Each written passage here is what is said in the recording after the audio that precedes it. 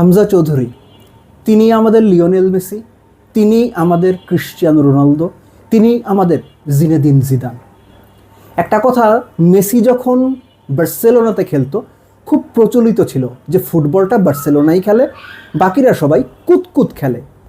হামজা চৌধুরী ফুটবলটা খেলেন, আর বাংলাদেশ টিমের বাকি যে 10 জন আছে এদের সবাই না, বেশিরভাগ ইদার কুতকুত খেলে, নয় ডাঙ্গুটি খেলে, নয় সিন্ডিকেটের কারণে আসলে জায়গা পায়। দর্শক গ্যালারি থেকে বলছে 1 2 3 4 সিন্ডিকেটের ড্যাশ ড্যাশ মার। কেন বলছে? এই আলোচনাটা করাটা জরুরি, অন্তত এই ম্যাচের প্রেক্ষাপটে। ফার্স্ট, হামজা চৌধুরী, আপনি বাংলাদেশের কোন পেনাল্টি টেকারকে কবে একটা প্যানেনকা মারতে দেখেছেন? আপনি বাংলাদেশের কোন স্ট্রাইকারকে, কোন ডিফেন্ডারকে, কোন ফরওয়ার্ডকে, কোন উইঙ্গারকে একটা ওভারহেড কিকে বা একটা বাইসাইকেল কিকে কিংবা একটা ব্যাক ভলিতে গোল করতে দেখেছেন? হামজার ফার্স্ট গোল আপনার অনেক দিন মনে থাকবে। হামজার ফার্স্ট গোল নেপালের বিপক্ষে আপনি সবশেষ কবে দেখেছেন বাংলাদেশের কোনো প্লেয়ারের কাছ থেকে, বা আদৌ দেখেছেন কি আপনি মনে করতে পারবেন না। একজন হামজা আমাদের জন্য সব কিছু ছাপিয়ে সব কিছুর ঊর্ধ্বে। সেকেন্ড গোল প্যানেনকা, বাংলাদেশ 1 গোলে পিছিয়ে দ্বিতীয় হাফ শুরু হলো, হামজা একা পুরো ম্যাচের চেহারা বদলে দিলেন। ফার্স্ট হাফে একটু নিচের দিকে খেলেছেন, ডাবল পিভটের একজন হিসেবে খেলেছেন, জামাল একটু ওপরে ছিল।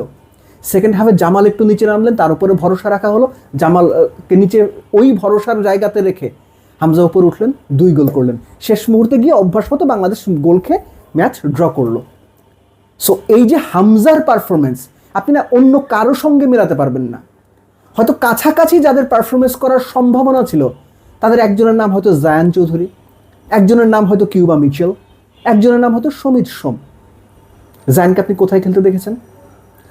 যে প্লেয়ার উইংয়ে খেলে, স্পেসিফিক্যালি লেফট উইংয়ে খেলে হংকং চায়নাকে কাঁপিয়ে দিল, তছনছ করে দিল, তাকে আপনি নেপালের বিপক্ষে কী রোলে খেলাইলেন?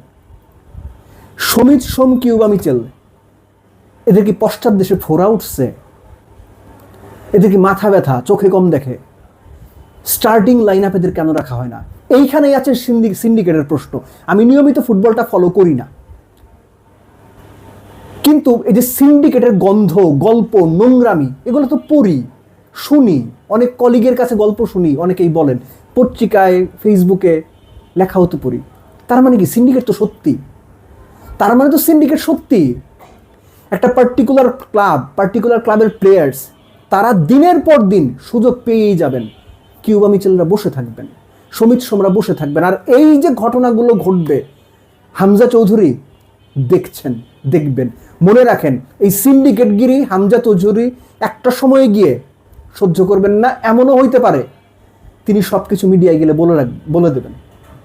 সিরিয়াসলি বলতেছি আমি, মিডিয়ায় গিয়ে সব কিছু বলে দেবেন, অথবা ক্ষোভে দুঃখে আর এখানে খেলতে চাইবেন না। আমি কথাটা এই জন্য বললাম, আপনাদের কাছে অমুক প্লেয়ার, অমুক কর্মকর্তা, অমুক ক্লাব, দর্শক যে বলতেছিল ওই যে দর্শক গ্যালারিতে 1 2 3 4 সিন্ডিকেটের ড্যাশ ড্যাশ মার, আপনারা অনেকে ওই সিন্ডিকেটের পদলেহন করবেন, করতেছেন। হামজার কিন্তু ওই দায় নাই। হামজা আপনাদের পুছেও না, হামজা আপনাদের পুছেও না। সো হামজা, সমিত সোম, জায়ান, কিউবা মিচেলরা যে আবেগ, যে ভালোবাসা, যেটার কারণে বাংলাদেশে আসছে, তাদেরকে ওই স্পেসটুকু দেন। এই যে জাকের আলী, এই যে তাওহিদ হৃদয়, সালাউদ্দিনের সিন্ডিকেট বাংলাদেশ ক্রিকেটের ড্রেসিং রুমটাকে কিন্তু বিষাক্ত করে দিছে।